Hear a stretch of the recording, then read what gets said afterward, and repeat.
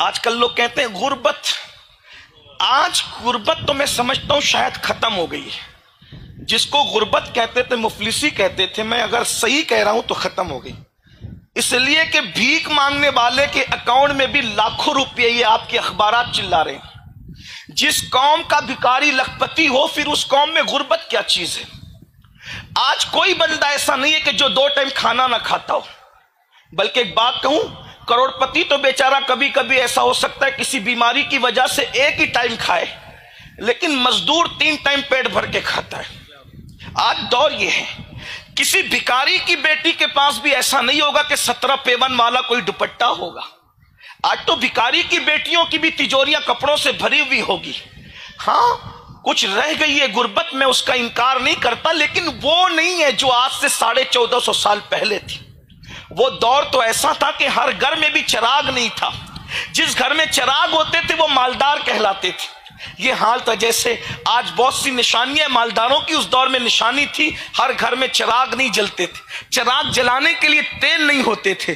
اس دور میں سب سے پہلے اگر کسی نے اسلام قبول کیا ہے تو 7 لوگ ہیں. ان 7 لوگوں میں خوش نصیب خاتون ہے جسے دنیا حضرت سمیہ کہتی ہے.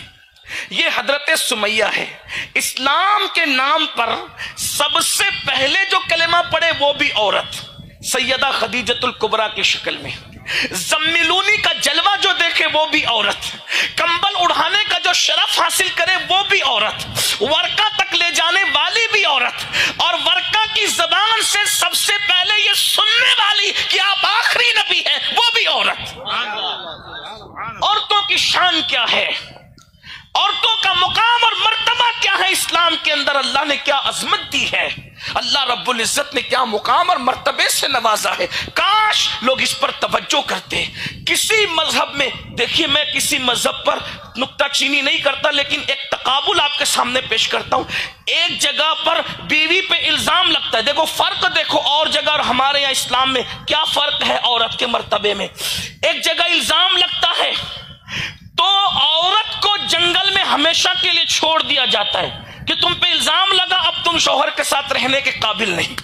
لیکن یہاں الزام لگتا ہے تو آسمان سے سورۃ النور کی آیتیں نازل ہوتی ہیں اور قیامت تک ساری قوم اس کی تلاوت کرتی ہے. میرے امام کہتے شمع دل مشکاتن، سینہ زجاجہ نور کا، تیری صورت کے لیے آیا ہے سورہ نور کا.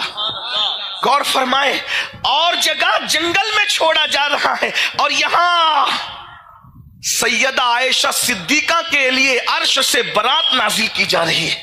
یہ فرق ہے. یہاں چھوڑا نہیں جا رہا ہے، یہاں چھوڑا نہیں جا رہا ہے. اس لیے ہمارے یہاں بیویاں چھوڑنے کے لیے نہیں ہوتی، بلکہ ام المومنین کو تو وہ مرتبہ عطا کیا گیا کہ ساری امہات المومنین کے حجرے سے نکل گئے، لیکن اخیر تک جس کے حجرے میں رہے اسے سیدہ عائشہ صدیقہ کا حجرہ کہتے ہیں. اور آج بھی حضور جس کے حجرے میں آرام کر رہے ہیں وہ ام المومنین سیدہ عائشہ صدیقہ کا حجرہ ہے. اور انشاءاللہ جب قیامت میں اٹھیں گے صدیق و فاروق کے ہاتھ میں ہاتھ لے کر کے، تو اس وقت بھی عائشہ صدیقہ کے حجرے سے اٹھیں گے.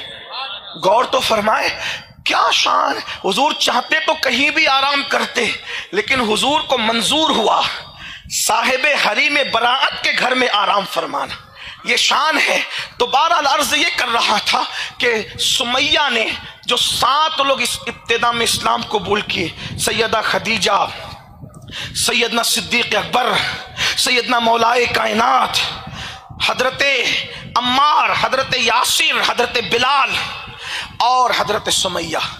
ایک فہرست ہے آغاز اسلام کی. سمیہ پوری فیملی کے ساتھ مسلمان ہوئی، سیدہ سمیہ رضی اللہ تبارک و تعالی عنہا. اور طریقہ یہ تھا کہ گھر گھر جا کر عورتوں سے کہتی ہے یہ مٹی اور پتھر تمہیں کیا دیں گے، وحدہ لا شریک کی عبادت کرو. سمیہ کی محنتیں بہت تھی، اگرچہ بوڑھی ہو چکی تھی لیکن اپنے دین سے پیار بہت تھا. آج بہت معذرت کے ساتھ مجھے ایسا لگتا ہے کہ شاید آج دیندار طبقے کو بھی دین سے وہ پیار نہیں ہے جس کا دین تقاضا کرتا ہے. اسی لیے ہم کبھی فجر کی نماز کی خاطر کبھی ہم اپنی نیند کی خاطر فجر کی نماز چھوڑ دیتے ہیں. آج مسلمان 250 روپے کی چپل بیچتا ہے تو بھی اللہ کی جھوٹی قسم کھا لیتا ہے. ایمان کا حال یہ ہو گیا ہے.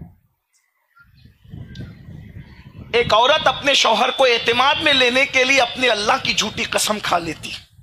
یعنی دین کا حال ہی کیا ہے, بلکہ بس نام ہی نام ہے, جو کچھ ہے حقیقت کے سوا صرف نام رہ گیا ہے.